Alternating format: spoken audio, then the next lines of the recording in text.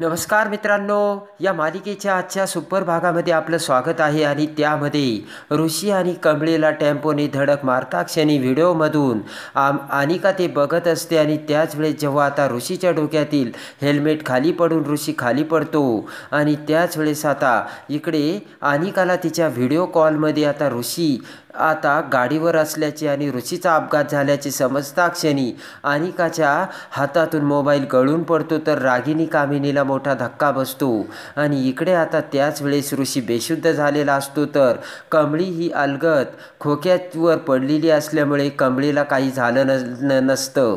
कमळी आता ताबडतोब उठून ऋषीकडे बघते तर ऋषी रक्ताच्या थारोळ्यात बघून कमळीला धक्का बसतो. मोठ्याने ओरडत आहो आहे का कोणी असे म्हणत कमळी ऋषीकडे धाव घेते आणि मोठ्याने ऋषी सर असे हाक मारून कमळी आता आजूबाजूच्या लोकांना बोलावते. आणि इकडे अनिकाला मोठा धक्का बसतो आणि अनिका आता कोणाशी काही न बोलता बाजूला येते. त्याच वेळेस आता रागिनी ही अनिका समोर येऊन अनिकाला हलवते आणि म्हणते की अनिका अगं माझ्या समोर बोल ना गं माझ्याशी काहीतरी. आणि इकडे आता डोळ्यात अनिकाच्या रागाने अश्रू आलेले असतात आणि मोठ्याने आता कामिनीकडे बोट करत ओरडतच आता इकडे अनिका म्हणते की तुझ्यामुळे झालं हे सगळं.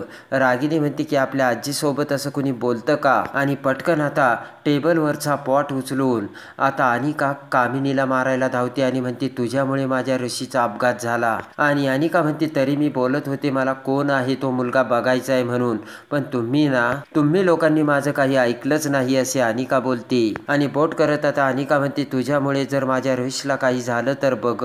तेव्हा आता कामिनी अनिकाजवळ येत म्हणते की बाळा मी काहीच केलं नाही आणि मला कुठे माहीत होतं ती मुलगी ऋषीच्या मोटरसायकलवर चालली आहे म्हणून. आणि कामिनी म्हणते तू ऋषीला ही गोष्ट कन्फर्म केली होती आणि तो म्हणाला होता की तो घरात आहे म्हणून.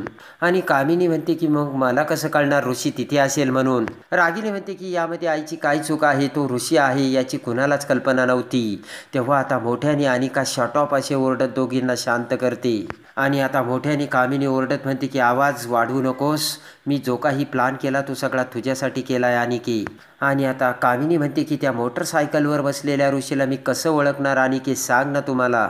अनिका आता तोंडाला हात लावून रडू लागते तर कामिनी म्हणते की दिवसभर तुम्ही एकमेकांच्या तोंडासमोर असतात तेव्हा मला कसं कळणार तो ऋषी आहे म्हणून.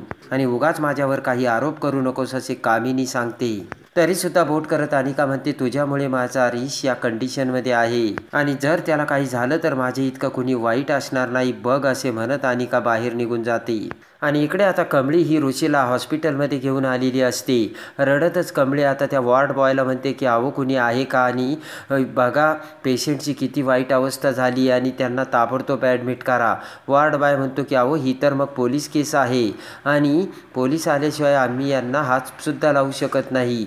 कमळी म्हणते अहो काय बोलताय तुम्ही. कमळी म्हणते की तुम्ही माणूस आहे का कोण आहे, पेशंटला जर काही झालं तर त्याला कोण जबाबदार आहे. आणि तसेच आता ऋषीला गाडीवरून कमळी आता आतमध्ये घेऊन जाऊ लागते. आणि तेवढ्यात आता कमळी ऋषीला घेऊन जात असताना समोर अनिका येते आणि अनिकाला बघताच आता कमळी म्हणते की अनिका बाजूला हो, ऋषीला बघ किती लागले आणि त्याला डॉक्टरांकडे घेऊन जायचंय. रागाने अनिका आता कमळी समोर येते आणि जोराने कमळीच्या कानाखाली मारते आणि म्हणते हे सगळं तुझ्यामुळे झालंय आणि जर माझ्या ऋषीला काही झालं तर याला जबाबदार तू असेल. ते ऐकताच आता कमळीला धक्का बसतो आणि पटकन आता कमळीला ढकलून देत मोठ्याने वॉर्ड बॉयचं नाव घेत आता इमर्जन्सी रूम कुठे असे म्हणत आता अनिका ही ऋषीला घेऊन जाऊ लागते. आणि त्यांच्याकडे रडतच आता कमळी बघू लागते. पटकन आता डॉक्टर हे ऋषीवरची उपचार सुरू करतात आणि तेवढ्या तिकडे रागिनी आणि कामिनी सुद्धा आलेले असतात. त्यांच्याकडे बघत पुन्हा अनिका म्हणते की आय हेट यू, हा सगळा आजी तुझा प्लान होता आणि ती गावछापला मारायचं होतं ना तुला, ती गावछाप बघ एकदम सेफ आहे आणि सगळी काही शिक्षा माझ्या ऋषी भोगतोय. आणि अनिका म्हणते की सगळं काही त्यालाच झालंय आणि ज्याला व्हायचं होतं तिला एक खरोच सुद्धा आली नाही. रागिनी म्हणते की अनिका प्लीज स्टॉप इट, इथे काहीच बोलू नकोस. रागिनी म्हणते जर कुणी ऐकलं तर काय परिणाम होईल याचा विचार कर जरा. आणि अनिका म्हणते तुला कळतंय का तू काय बोलतेस, आता तुला सुद्धा तुझीच पडली. आणि आता लगेच राग येऊन आता अनिका म्हणते की तुम्ही आता काहीच करायचं नाही दोघींनी, जे काही करायचं आता ते मी करीन आणि त्या गाव छापला मी मारूनच टाकते असे म्हणत आता अनिका जाऊ लागते. पण रागिनी अनिकाला धरते कामिनी म्हणते की आता गप्प बस, झाला तेवढा तमाशा बस झाला. आणि इकडे आता कमळी ही विष्णूच्या हॉस्पिटलमधील मूर्तीसमोर आलेली असते आणि मोठ्या प्रेमाने देवाकडे बघत आता ऋषी बरा होण्यासाठी आणि शुद्धीवर येण्यासाठी कमळी देवाकडे प्रार्थना करते. आणि इकडे आता कमळी म्हणते की अहो ऋषी सरांनी काय केलं होतं, देवा प्रत्येकाची मदत करायला ऋषी सर तयार असतात, तेव्हा त्यांना ही शिक्षा का, आणि त्यांच्याच बाबतीत असं का हो, तेव्हा काही जरी झालं तरी त्यांना तू शुद्धीवर आण अशी प्रार्थना कमळीने केलेली असते. आणि कमळी देवाला असे म्हणत हात जोडते. आणि इकडे आता तावातावाने नयनतारा ही हॉस्पिटलमध्ये येते. नयनतारा येत असताना आता बसलेली कामिनी नयनताराकडे बघते आणि म्हणते की आता नयनतारा आली, या कमळीचं आता काही खरं नाही. आणि पटकन आता अनिका आंटी असे म्हणत नयनताराला मिठी मारू लागते. अनिकाला धुडकावून आता नयनतारा रूमच्या दरवाजातून ऋषीकडे बघते. तेवढ्यात आता सतीश म्हणतो की पण हा ॲक्सिडंट झाला तरी कसा.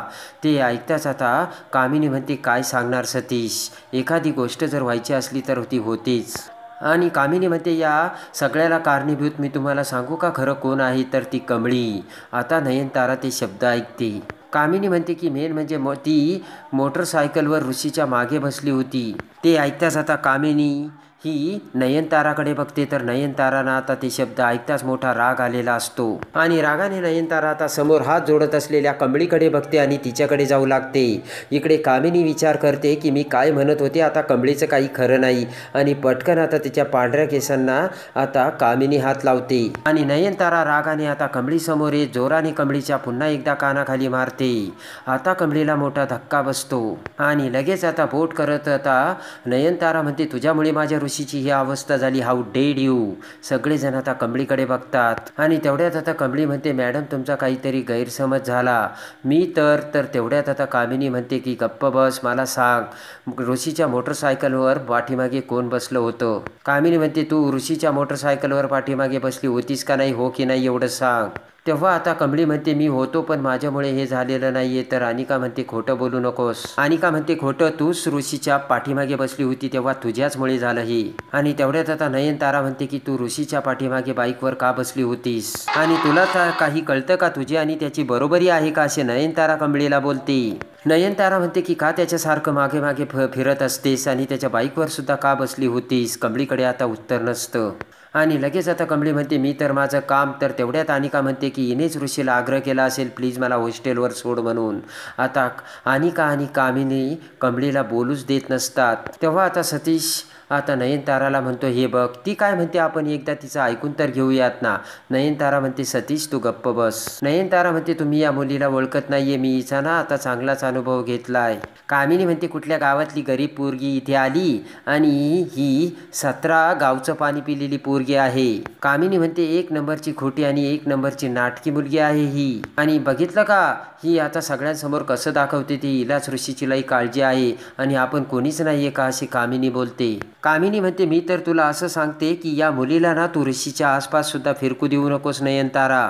ऐकताच आता कमळी म्हणते तुम्ही काय बोलताय, अहो हे सगळं मी केलंही नाही आणि माझ्यामुळे झालेलंही नाही. नयनतारा म्हणते एकदम गप्प बसायचं, आता मी तुझी सावली सुद्धा ऋषीवरती पडू देणार नाही. बोट करत नयनतारा म्हणते कमळी तू एक गोष्ट लक्षात ठेव, जर माझ्या ऋषीला काही झालं तरी माझ्या इतकं वाईट कुणी असणार नाहीये. आणि पटकन आता कमळीचा हात धरून नयनतारा कमळीला निघ असे म्हणत हॉस्पिटलच्या बाहेर काढते. आणि ऋषीच्या आसपासही दिसायचं नाही अशी सक्त ताकीद नयनतारा आता कमळीला देते.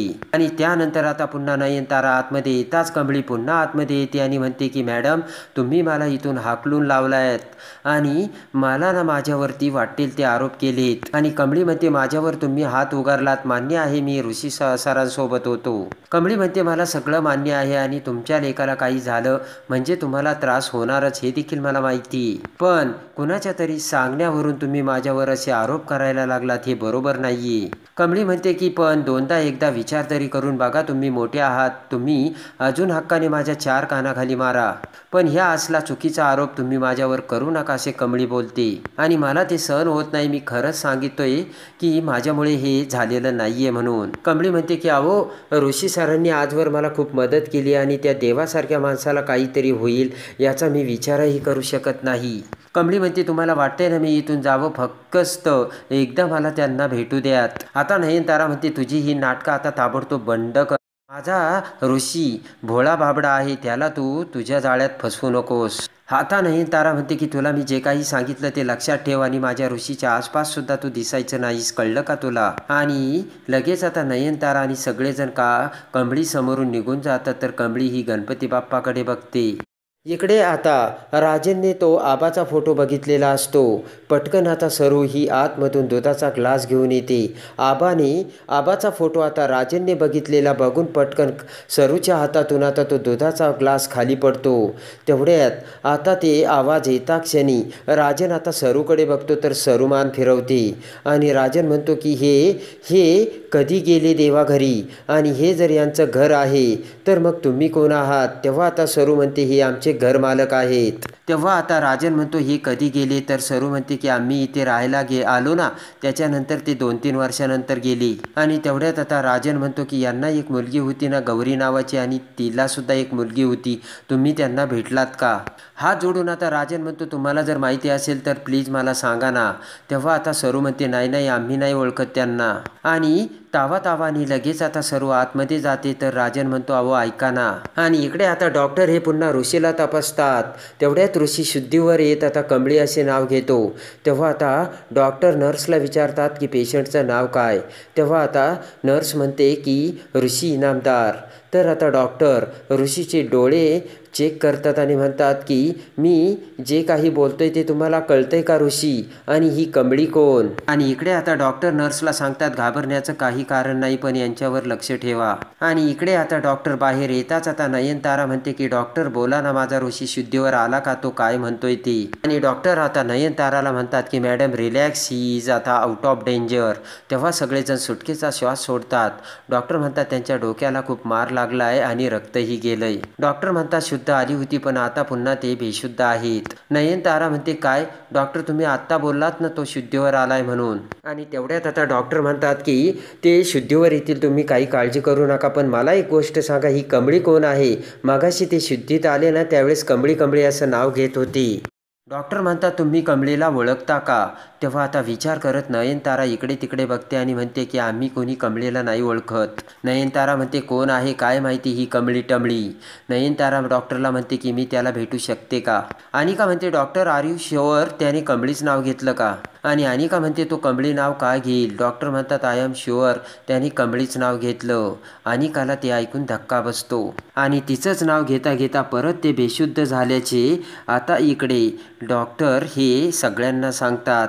आणि नयनतारा म्हणते की मी त्यांना भेटू शकते का. तेव्हा आता डॉक्टर म्हणतात तुम्ही भेटू शकता पण काळजी घ्या, आणि डॉक्टर निघून जातात. आणि पटकन आता नयनतारा ही ऋषीकडे धाव घेते आणि ऋषीच्या डोक्यावरून हात फिरवत म्हणते की ऋषी अरे तू बरा आहेस ना, आणि तुझी ही काय अवस्था झाली.